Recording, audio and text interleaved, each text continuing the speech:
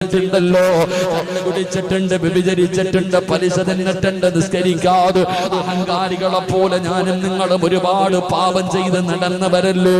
ഇതൊക്കെ ഒന്ന് പൊറുക്കണ്ടേ, ഇതൊക്കെ ഒന്ന് പൊറുക്കണ്ടേ. അതിനുള്ള വഴി എന്താ? പാപം പൊറുക്കണോ, പാപം പൊറുക്കണോ.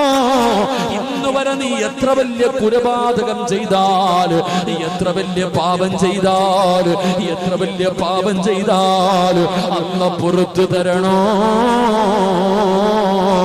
രാത്രി എഴുന്നേറ്റ് നിസ്കരിക്കുന്ന മനുഷ്യനുണ്ടല്ലോ, അവന്റെ പ്രാർത്ഥന അല്ലാഹു സ്വീകരിക്കും. പെങ്ങളെ,